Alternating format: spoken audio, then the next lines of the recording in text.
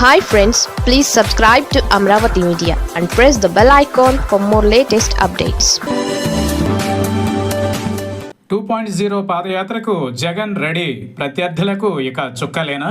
AP మాజీ ముఖ్యమంత్రి YCP అధినేత వైఎస్ జగన్మోహన్ రెడ్డి మరోసారి పాదయాత్ర చేసేందుకు సిద్ధమయ్యారా?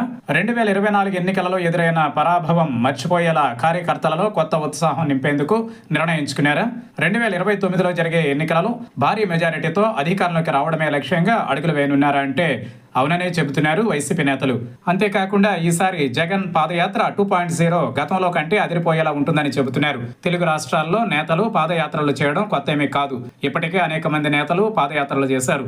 అసలు తెలుగు నేల మీద ఈ ఒరవడికి శ్రీకారం చుట్టింది దివంగత ముఖ్యమంత్రి మహానేత వైఎస్ రాజశేఖర్ రెడ్డి.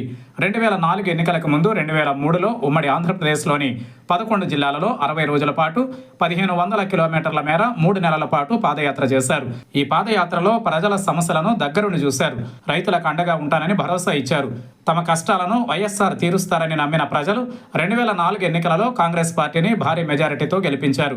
అనంతరం వైఎస్ ఎన్నో సంక్షేమ పథకాలను ప్రవేశపెట్టి ప్రజల గుండెల్లో మహానేతగా నిలిచిపోయారు. అనంతరం ఆయన వారసుడు వైఎస్ జగన్మోహన్ రెడ్డి తండ్రి స్ఫూర్తితో 2017లో ప్రజా సంకల్ప యాత్ర పేరుతో సుదీర్ఘ పాదయాత్ర చేశారు.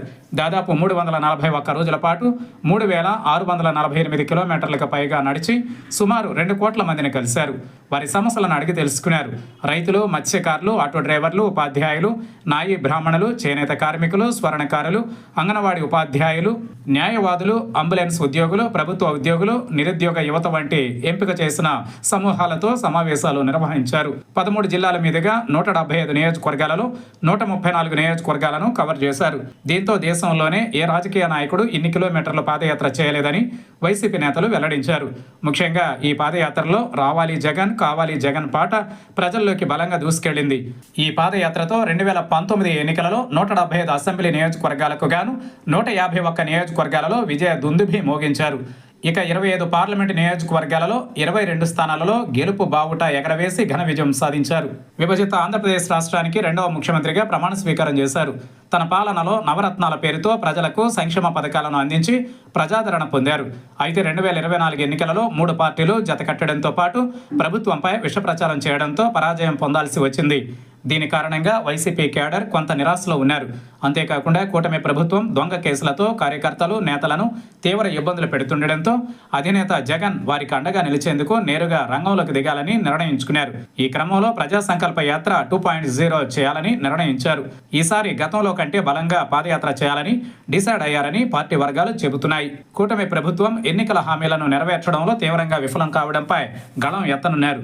2014-2019 మధ్య టీడీపీ ప్రభుత్వం కంటే ఈసారి ప్రజలు ఇంకా ఎక్కువ కష్టాలు పడుతున్నారని, వారికి అండగా నిలవడానికే జగన్ మరోసారి పాదయాత్ర చేయాలని నిర్ణయించుకున్నారని అంటున్నారు. తన పాదయాత్ర ద్వారా ప్రభుత్వం వైఫల్యాలను ఎండగట్టడంతో ప్రజలకు తాను అండగా ఉంటానని భరోసా కల్పించేలా ప్రణాళికలు రూపొందిస్తున్నారంటున్నారు. ఈ నేపథ్యంలో జగన్ చేపట్టబోయే పాదయాత్ర 2.0 ఏపీ రాజకీయాలలో బలమైన ప్రభావం చూపనుందని రాజకీయ విశ్లేషకులు అభిప్రాయపడుతున్నారు.